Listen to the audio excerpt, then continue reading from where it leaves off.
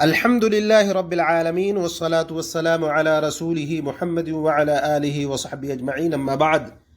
اسلامی بھائیوں، آج اس درس میں ان لوگوں کا تذکرہ کرنا مقصود ہے جن کے لیے شریعت میں روزہ کے سلسلے میں کچھ گنجائش موجود ہے۔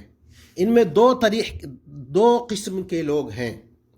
پہلا قسم ان لوگوں کا ہے جن کے لیے مکمل چھوٹ ہے، یعنی کہ وہ روزہ نہیں رکھیں گے، پھر ان کو قضا بھی نہیں کرنی ہے، ساتھ ہی ساتھ ہر روزے کے بدلے ان کو ایک مسکین کو کھانا کھلانا پڑے گا۔ اور دوسرے قسم کے وہ لوگ ہیں جن کو وقتی طور پر روزہ چھوڑنے کی اجازت ہے یا ان کو روزہ چھوڑنا ہے وقتی طور پر، لیکن بعد میں دوسرے ایام میں ان کو قضا کرنے کی ضرورت ہے۔ تو سب سے پہلے نمبر آتا ہے اس سلسلے میں مریض کا، جو بیمار شخص ہے۔ بیمار شخص کی دو حالتیں ہیں۔ ایک حالت یہ ہے کہ بیماری ایسی ہے جو وقتی ہے، بعد میں اس سے شفا یابی کی امید ہے، تو ایسا شخص وقتی طور پر روزہ چھوڑ سکتا ہے، بعد میں اس کو قضا کرنا پڑے گا۔ اور اس کا ذکر خود اللہ رب العزت والجلال نے قرآن کریم میں کیا ہے۔ سورہ بقرہ کی آیت ہے وَمَنْ كَانَ مَرِيضًا أَوْ عَلَى سَفَرٍ فَعِدَّةٌ مِّنْ أَيَّامٍ أُخَرَ، جو مریض ہے، بیمار ہے یا سفر پر ہے تو وہ دوسرے دنوں میں ان روزوں کی قضا کر لے گا۔ بیمار آدمی کی دوسری حالت یہ ہے کہ ایسا مرض اس کو لاحق ہے کہ جس سے شفا یابی کی امید نہیں ہے۔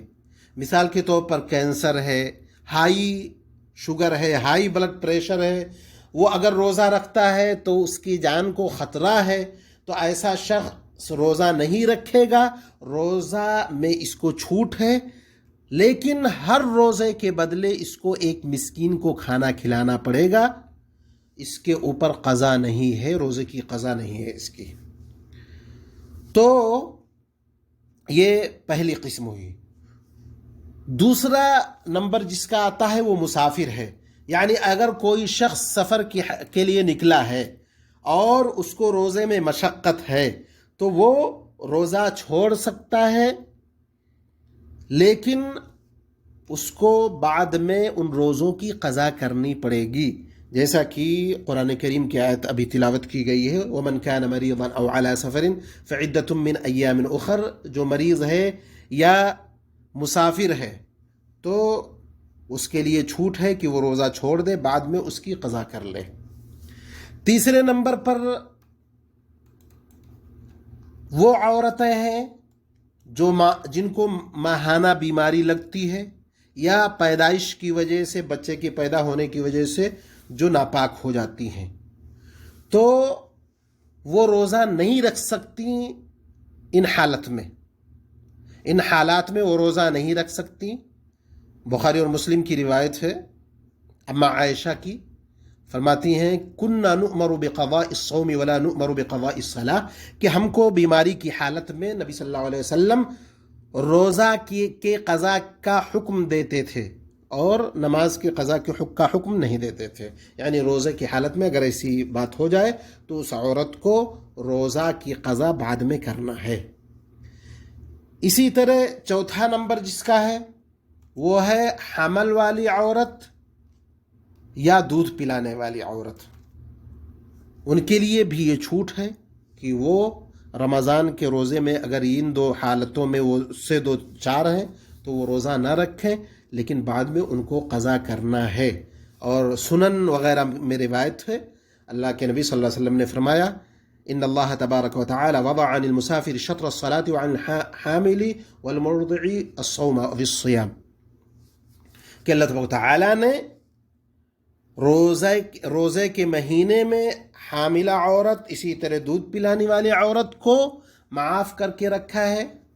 تو اس سے یہ معلوم ہوا کہ بعد میں ان کو قضا کرنا پڑے گا اور ان کے لیے روزے میں چھوٹ ہے، کیونکہ مسافر کے ساتھ اللہ تبارک و تعالی نے، مسافر کے ساتھ اللہ کے نبی جناب محمد الرسول اللہ صلی اللہ علیہ وسلم نے ان دونوں عورتوں کا تذکرہ کیا ہے. تو مسافر کو جس طرح بعد میں قضا کرنے کی ضرورت ہے، اسی طرح ان عورتوں کو بھی بعد میں قضا کرنے کی ضرورت ہے. سب سے آخری نمبر جس کا ہے وہ ہے بوڑھا شخص. ایسا بوڑھا یا بوڑھی عورت جو روزے کی طاقت نہ رکھتے ہوں، ان کے لیے چھوٹ ہے کہ وہ روزہ نہ رکھیں اور ہر روزے کے بدلے وہ مسکین کو کھانا کھلا دیں. اور قرآن کی جو آیت ہے سورہ بقرہ کی وَعَلَى الَّذِينَ يُطِيقُونَهُ فِدْيَةٌ طَعَامُ مِسْكِين، ابن عباس کہتے ہیں، جو جیسا کہ بخاری نے نقل کیا ہے، یہ آیت منسوخ نہیں ہے بلکہ اس آیت میں بوڑھے مرد اور بوڑھی عورت کا تذکرہ ہے جو روزہ نہ رکھ سکیں تو وہ ہر روزے کے بدلے ایک مسکین کو کھانا کھلائیں گے. تو گویا کہ جن لوگوں کا ہم نے تذکرہ کیا ہے یا جن لوگوں کے لیے روزے میں گنجائش ہے وہ دو طریقے کے لوگ ہیں. ایسا مریض جس کے لیے بیماری میں کوئی امید نہیں ہے کہ اس کو شفایابی حاصل ہوگی، اسی طرح وہ بوڑھا شخص جو روزے کی طاقت نہیں رکھتا ہے. تو ان دونوں لوگوں کو اس بات کے لیے گنجائش ہے کہ روزہ نہ رکھیں اور اس کی قضا بھی نہ کریں، بلکہ ہر روزے کے بدلے ایک مسکین کو کھانا کھلائیں. اور ان دونوں کے علاوہ جن لوگوں کا بھی تذکرہ ہوا ہے وہ روزہ وقتی طور پر چھوڑ دیں گے لیکن بعد میں اس کی قضا وہ ضرور کریں گے. اللہ تبارک و تعالی ہم کو نیک عمل کی توفیق عطا فرمائے، ہمیں اخلاص و للہیت کے ساتھ روزہ رکھنے کی توفیق دے. اللہ تبارک و تعالی ہمارے اعمال کو قبول فرمائے. وآخر دعوانا الحمد للہ رب العالمین.